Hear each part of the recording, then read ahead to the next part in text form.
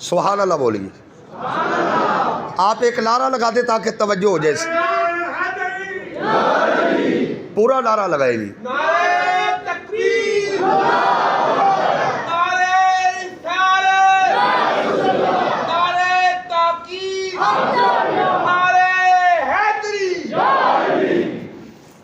माशाल्लाह, तवज्जो कीजिए।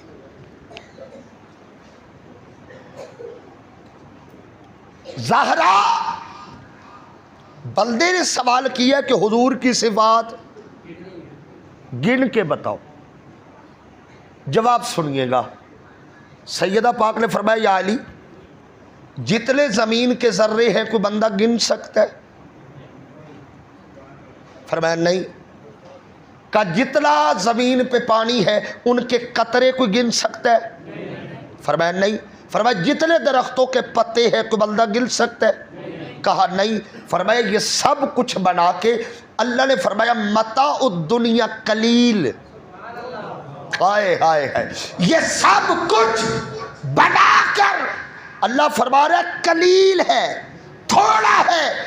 और मुस्तफ़ा भेज के कहा इन्नका लअला खुलुकिल अज़ीम। अली अब आप बताए, जिस अल्लाह का कलील नहीं गिना जाता उसका अजीम कैसे गिना जा सकता? उस मुस्तफ़ा को कैसे गिना जा सकता? कुरान ये हुजूर की अदाओं का नाम है, हुजूर की सिफात के मजमूए का नाम है। इसकी तीसरी जिहत वो ये कि ये है किताबे हुदा। क्या है? हिदायत देने वाली किताब। किन को हिदायत देती है? अल्लाह ने फरमाया हुदल लिन्नास, ये लोगों को हिदायत देती है, सिर्फ आप लोगों को नहीं। इससे जो हिदायत लेना चाहे कुरान उसे हिदायत। देखिए बरे सगीर में एक बहुत बड़ा नाम हुआ है, अल्लामा फजले हक खैर आबादी रहमतुल्लाह अलैह। ये 1947 के पहले के, जब हिंदू मुस्लिम मुआशरा एक होता था। अभी पाकिस्तान तकसीम बारज़ वजूद में नहीं आया था। तवज्जो दीजिएगा, ये एक ही मुआशरा होता था। एक नामवर हिंदू पंडित का मुनाजरा हो गया फजले हक खैराबादी से। अच्छा, मुनाजरा किस मौजू पे था? वो पंडित कहता था कि हमारी किताब जो गीता है ना ये सच्ची है। फजले हक खैराबादी कहते थे तुम्हारी किताब सच्ची नहीं, मोहम्मद का कुरान सच्चा है। बोलो जिन्हें यकीन है यार, ईमान वाले थोड़ा ऊंचा बोलिए।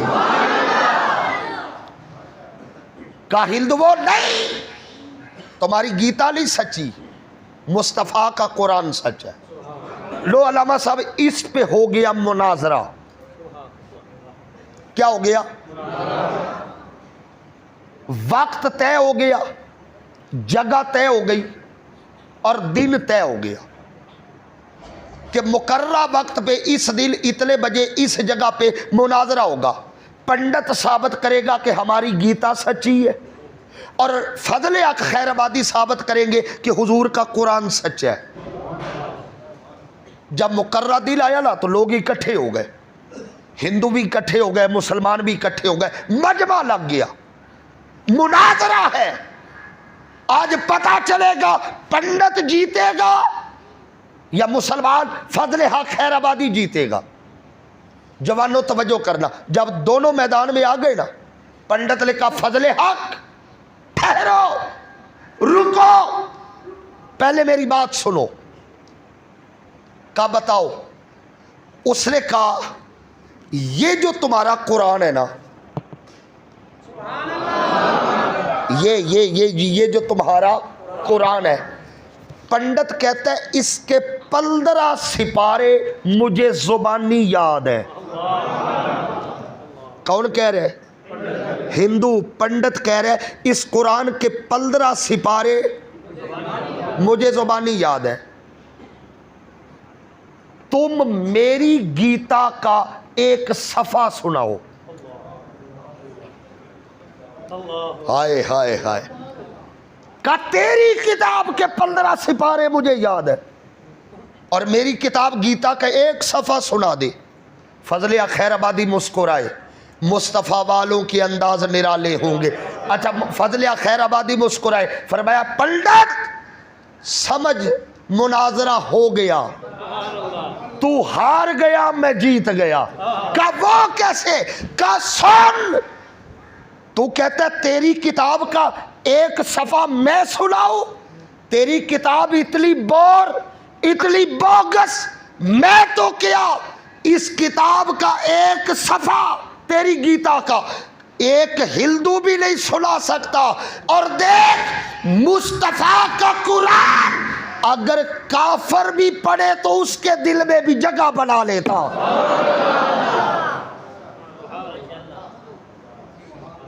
अब जरा दिल पे हाथ रख के सोचिएगा, काफिर कुरान पढ़े, कुरान दिल में जगह बना लेता है। अगर कोई हुजूर का गुलाम कुरान पढ़े तो आलम क्या होगा। ये किताबे हुदा, मगर अफसोस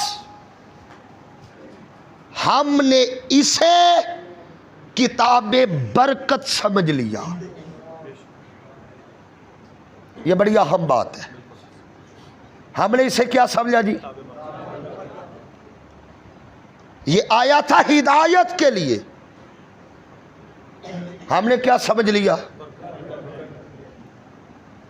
इसमें कोई शक नहीं, नो डाउट ये बरकत है, मगर आया बरकत के लिए नहीं है। देखिए ये मेरे पास मोबाइल है, इसमें ये टॉर्च भी है। आपके पास जितने मोबाइल हैं उनमें टॉर्च होती है, मगर इस मोबाइल का मकसद टॉर्च नहीं है। अल्लाह करे मैं बात समझा सकूं। एक बंदा 1.5 लाख का मोबाइल लेता है, अगर कोई पूछे यार तूने 1.5 लाख रुपया खर्च करके 2 लाख लगा के ये मोबाइल क्यों लिया, वो कहे जी इसकी टॉर्च अच्छी है।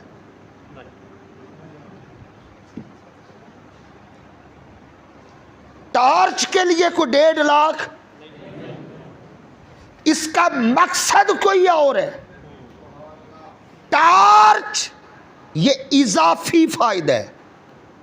कुरान बरकत के लिए नहीं आया, ये हिदायत के लिए आया है। बरकत अल्लाह ने इजाफी रखी है। बात जरा सख्त है लेकिन दिल पे लिखिएगा। हमारे यहाँ बुजुर्ग जानते हैं, जवानों को भी मालूम होगा, जब किसी की रूह अटक जाए ना तो क्या करती है? पढ़ो सूरह, बोलो यार, सूरह यासीन पढ़ो, रूह निकल जाएगी। ऐसे ही है जी। इकबाल ने जब ये मंजर देखा ना, अल्लामा इकबाल ने, फकीर के सोचने का अंदाज कोई और होता है। उसने जब ये मंजर देखा ना कि जिसकी रूह अटक जाए, लोग कहते हैं पढ़ो सूरह, मेरी तरफ देख के बोलिए पढ़ो सूरह। इकबाल ने ये मंजर लिखा तो किबला उसने एक फारसी शेर लिखा, मैं तर्जुमा पेश करता हूँ अपने जवानों के लिए। इकबाल कहता है अफसोस तू जाहिल मुल्लाओं के हत्थे चढ़ गया। ऐ मुसलमान तू 2 नंबर पीरों के हत्थे चढ़ गया, जिन्होंने तुझे बताया ही नहीं ये कुरान क्या है। इकबाल कहते तेरे बूढ़े की रूह अटक जाए तो कुरान खोल लेता है। अफसोस तूने कुरान से मरना सीखा है, जीना नहीं सीखा। मरना सीखा है। काश तू कुरान से जीना भी सीख ले। नाराज ना होइएगा, ये कुरान मुर्दे बख्शवाने नहीं आया। क्या कहा मैंने? अल्लाह करे तवज्जो हो जाए मेरी तो जवान मेरी तरफ देखे। आज मुझे 2-3 काम एक साथ करने पड़ रहे हैं। अभी आदी नहीं ना हुए हम एक दूसरे के। अगली दफा इंशाल्लाह मजमा मैं आप सेट कर लूंगा। आज ये रमजान है, अगली दफा कोई मसला नहीं होगा। आपने मेरी तरफ देख ले, टाइम थोड़ा है। मैं अर्ज कर रहा हूं ये कुरान मुर्दे बख्शवाने, बोलो यार, ये इस मकसद के लिए नहीं आया कि पढ़ पढ़ के बख्शते जाओ। मैं इसाले सवाब का मुनकिर नहीं, कुरान पढ़ के बख्शो सवाब होता है, कब्र में अजर मिलता है। मगर कुरान आया इसलिए, अगर आपकी तवज्जो हो तो मैं जुमला अर्ज करूं, जितने बुजुर्ग बैठे हैं आपकी दुआ लेने के लिए, हजरत साहब से लेकर आखिरी बंदे तक, कुरान मुर्दे बख्शवाने नहीं आया, कुरान मुर्दा दिलों को जिंदा करने आया है। कुरान किस लिए आया? मुर्दे बख्शवाने, ये मकसद नहीं, ये इजाफी बरकत है। मकसद ये है कुरान पढ़ा जाए, इसे सुनकर दिल मुर्दा हो तो जिंदा हो जाए। चले मैं पूरा वाकया नहीं बयान करूंगा, आपको आता है, मैं सिर्फ इशारा करूंगा। अगर बहन कुरान पढ़ने वाली हो ना, हाय हाय हाय, अगर बहन कुरान पढ़ने वाली हो, भाई कातले रसूल भी बन के निकले, कुरान सुन के आशिके रसूल बन जाता। नारे तहकीक। किस लिए आया है ये कुरान? अगर दिल मुर्दा है, खुदा की इज्जत की कसम, कुरान से मोहब्बत करो, दिलों को जिंदगी मिल जाती है, रूहों को जिंदगी मिल जाती है। साहबाई कराम जलवागर थे, मेरे आका तशरीफ फरमा थे, मस्जिद नबवी थी। बंदे थोड़े बोले हैं मौला इस रमजान का सदका अगले रमजान से पहले सबको उस मस्जिद की जियारत अता कर दो। मस्जिद नबवी सहाबा जलवागर है, आका तशरीफ फरमाए। अब मेरे आका साहबा से कह रहे, सहाबा बंदा जब कोई गुनाह करता है ना तो उसके दिल पर एक स्याह नुक्ता लगता है। क्या लगता है? स्याह नुक्ता।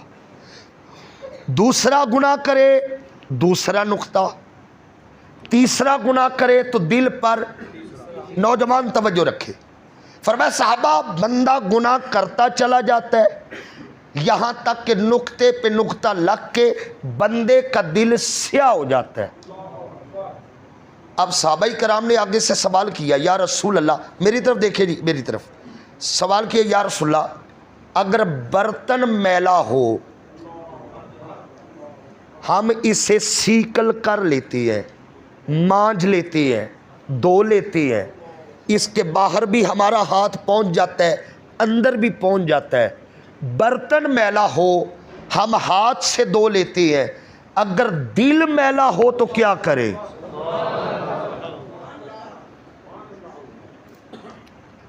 दिल तक तो हमारा हाथ अगर जाता होता तो हम दिल को भी अपने हाथ से धो के साफ कर लेते।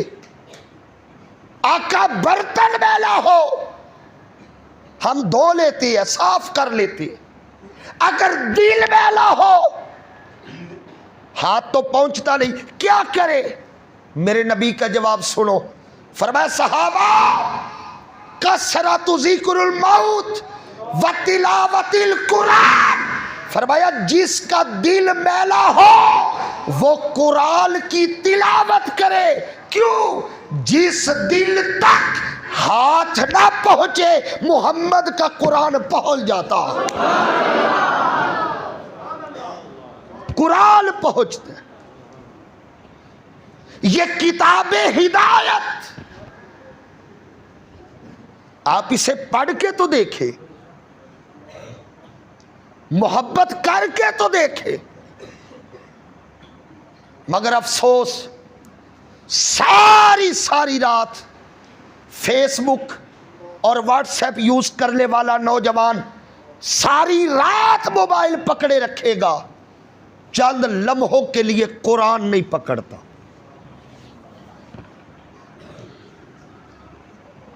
हदीस पाक सुनिए,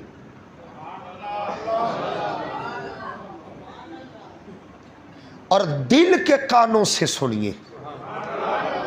इमाम बहकी ने इसको नकल किया, फरमाती है कयामत के करीब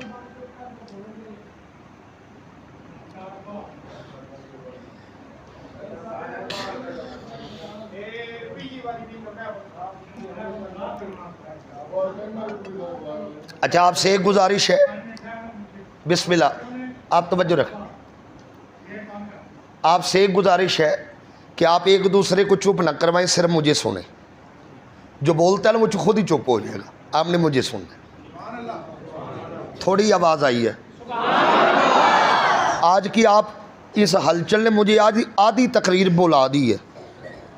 आपने मेरी तरफ देख ला। आका ने फरमाया कयामत के करीब कुरान दुनिया से सदाएं देता उठेगा। पहले आसमान पर कुरान खड़ा होकर सदाएं देगा, फिर दूसरे पर, तीसरे पर, सातवें तक, हत्ता के हौलल अर्श, अर्श के इर्द गिर्द कुरान सदाएं देता हुआ चक्कर लगाएगा। फिर अल्लाह इस कुरान की तरफ तवज्जो देगा। अल्लाह फरमाएगा मेरे कुरान, तू यहां खड़ा होके सदा क्यों दे रहे? तुझे मैंने कहां भेजा था और तू कहां गया?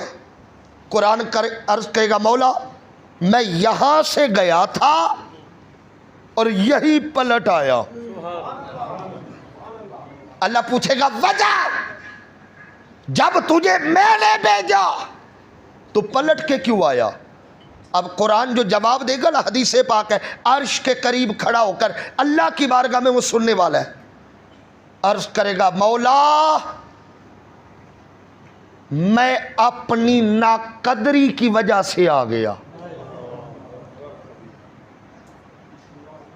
अल्लाह पूछेगा कुरान तेरी नाकदरी क्या होती है?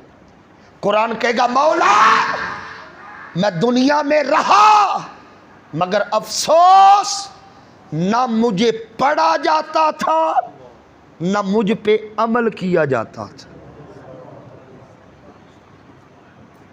मौला अदालतों में मेरे ऊपर हाथ रख के हलफ लिए जाते थे मगर फैसले मेरे अहकाम के मुताबिक नहीं होते थे। मौला मेरे साए में बेटियां रुखसत की जाती थी मगर मेरी तालीम बेटियों के सीनों में नहीं उतारी जाती थी। मौला मैं आया था झोलियों के लिए, मुझे सजा दिया गया अलमारियों के। मौला अपनी नाकदरी देखी, अब मैंने वहां रहना मुनासिब नहीं समझा, तेरी बारगाह में आ गया। लोगों वो क्या वक्त होगा जब कुरान हमारे खिलाफ गवाही देगा।